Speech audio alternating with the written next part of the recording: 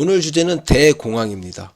닥터 둠이라고 하죠. 뉴욕대 경제학과 교수 루비니 교수가 또 인터뷰를 했는데 뭐 그냥 경제 침체다 아니면 뭐 디플레이션이다 이런 걸 떠나서 대공황, 대대공황, 그레이터 디플레이션 뭐 이런 얘기를 합니다. 인터뷰를. 오늘 조선일보 기사가 나왔는데 이 기사를 읽고 과연 지금 같은 침체가 이 코로나19 사태가 대공황으로 가면 과연 우리한테는 어떤 영향을 미칠까? 대공황 때는 과연 어땠지? 우리가 영화 보면은 뭐 음습한 갱스터, 미국의 갱스터 영화 보면은 대공황 때 어떤 그런 시절 배경으로 뭐 중절모 쓰고 총칼이 뭐 난무하던 갱스터들이 난무하던 아무래도 경제가 침체하고 실업률이 올라갔으니까 아마 뒷골목에서 뭐 갱스터들이 난무를 했겠죠. 그렇지만 그것이 우리 몸속으로 몸에 이렇게 와닿지는 않습니다. 물론 IMF 위기 때 많은 실직자, 뭐 구조조정을 겪었습니다만 사실 제가 40대 후반입니다만 제가 대학교 다닐 때였고요.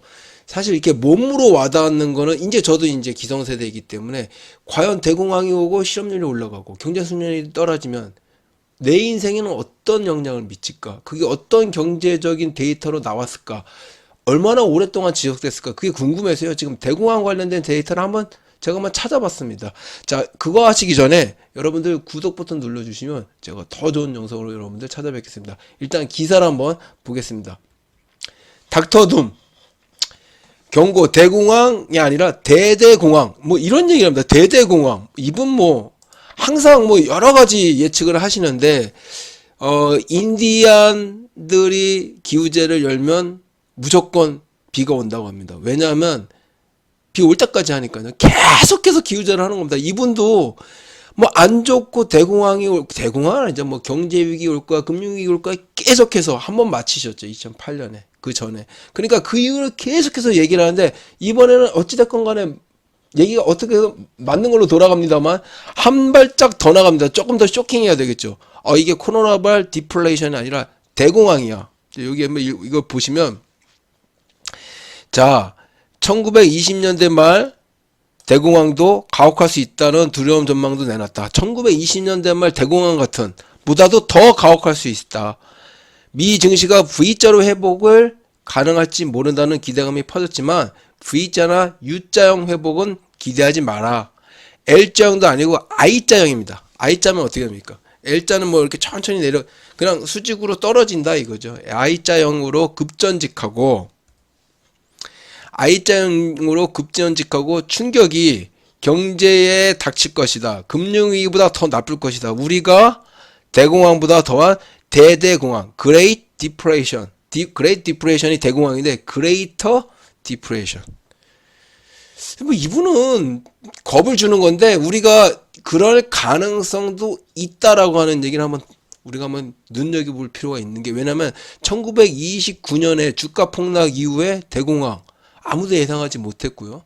그 대공황으로 과연 어떻게 됐냐? 무려 GDP가 그 1년 만에 60%가 증발을 했습니다. 공업 생산은 반으로 줄었고요. 실업률은요 30%로 치솟았습니다. 주가는 3년 만에 무려 88, 거의 90%가 횡하게 날아갔어요. 좀 이따 제가 데이터를 보여드릴 텐데 그러니까 이게 뭐 시장 경제의 실패다. 뭐 정부 역할이 그래서 결국에는 어떻게 됐습니까?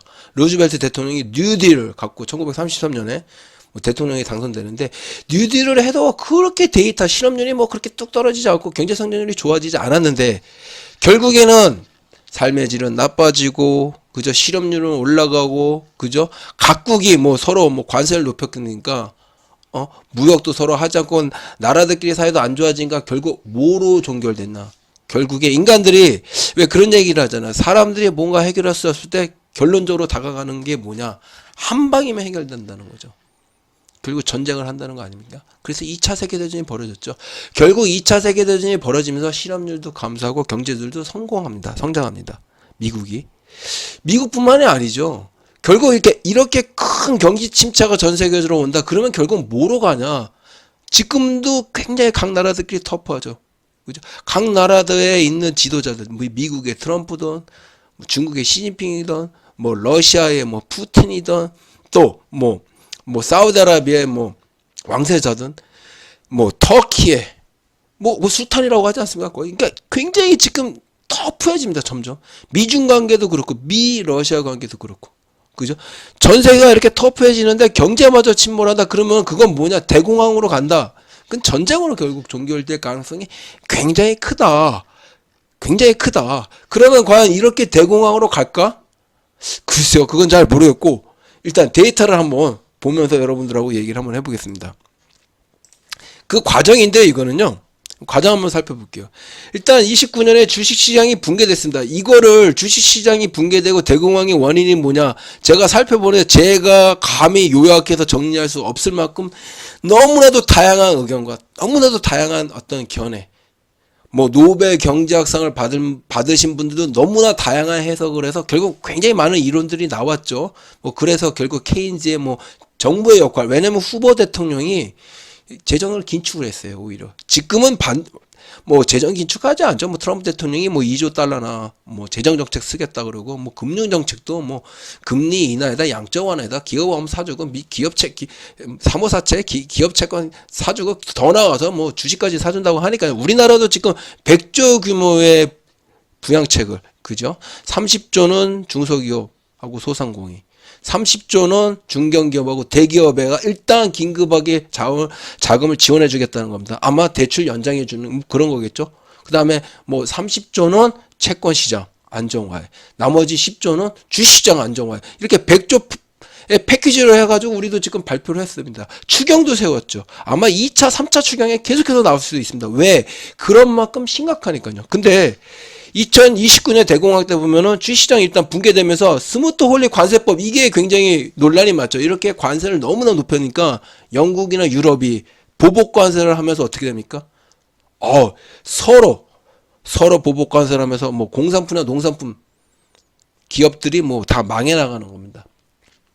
교역량이 30%나 감소했대요.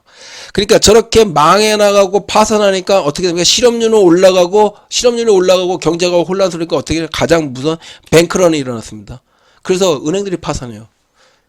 그게 이제 그러니까 한번 시스템 자체가 아예 붕괴된 겁니다. 산업 시스템뿐만 아니라 금융 시스템까지 다 붕괴됐으니까 저것이 회복되는데 몇 년 걸렸냐? 결국 29년이지 않습니까? 뉴딜을 33년에 합니다. 뉴딜 정책을 1차, 2차, 3차까지 합니다. 그래도 결국 언제까지 가냐? 45년, 결국 15년이 지나고 전쟁이 발발하면서, 그죠? 전쟁이 발발하니까 어떡합니까? 항공모함 지어야죠. 탱크 지어야죠. 비행기 지어야죠. 뭐, 군인들 막 보내야 되죠. 군인들 물자 막 만들어야 되죠. 막 지원해줘야 돼. 이러면서 경제는 오히려, 미국이 아마 경제가 엄청 성공했죠. 그래서 막 2차 세계대전 끝나면서는 세계 GDP, 지금은 25% 정도면 그때는 50%였습니다. 미국이. 하여튼, 지금 과정은 이런데 가장 심각한 거 뭐냐? 요거였습니다. 요 관세 높이고 그러면서 어떻게 됐냐? 무역이 30% 감소하면서 기업의 파산이 증가되면서 은행까지도 뱅크런이 일어나서 은행까지 파산했다. 요건 실업률입니다. 실업률 보십시오. 24, 뭐 20% 실업률. 제가 좀 이따 보여줄 통계는 거의 30%입니다. 이게 떨어지지가 않습니다. 29년이지 않았습니까? 여기? 30년부터 올라갔죠. 33년부터 뉴딜 정책을 해서 엄청나게 돈을 쏟아부었죠. 어디다가 토목공사에. 그래도 실업률이 떨어지지 않았습니다. 자, 요거는 주가입니다. 주가 한번 보실까요? 90%, 88%가 날아갔다는 겁니다. 3년 만에. 요때 다우지수가 381인데요. 보십시오. 3년 뒤에 2032년에 보십시오. 41까지 떨어집니다. 거의 10%만 남았죠. 그 90%가 휑하니 날아갔다는 겁니다. 요만큼 떨어지고서, 그러니까 항상 떨어지고 나서 뭔가에 30%나 반토막 정도, 30% 정도 떨어졌네요. 요거는 한 반토막까지 떨어졌네요. 200까지. 반등, 기술적 반등이 일어나서 한 1년 정도에서 6개월 정도 갑니다. 하여튼 사연을 만들면서 갑니다. 떨어져도. 반등하고 떨어지면서 떨어집니다. 우리가 주식 투자하시는 분들 많이 이걸 알고 가야 되는데요. 분명 반등이 일어나고요. 사연을 만들면서 간다. 그냥 일방적으로 떨어진다? 그건 망하는 거죠. 이것도 요 그래프만 하더라도 뭡니까? 대공황입니다. 전쟁으로 결국 종결되지 않았습니까? 그래도 사연을 만들어 간다. 지금도 저는 아까 제가 영상 하나 찍었는데요. 이렇게 떨어진다면 인버스 사면 됩니다. 저런 견해를 갖고 있다면. 또 이런 와중에도 좋은 주식은 올라갈 겁니다. 같이 투자하신 분이라면. 주식 얘기하는 건 아닌데 지금 그쪽으로 얘기가 돌아갔고요. 요거를 보여드리겠습니다. 요거는 대공황 이후에 공업 생산하고 실업률인데요. 보십시오. 무려 여기 미국입니다. 요 까만색이 무려 100을 넘어섰는데 공업 생산이 지금 60까지 떨어집니다. 그죠?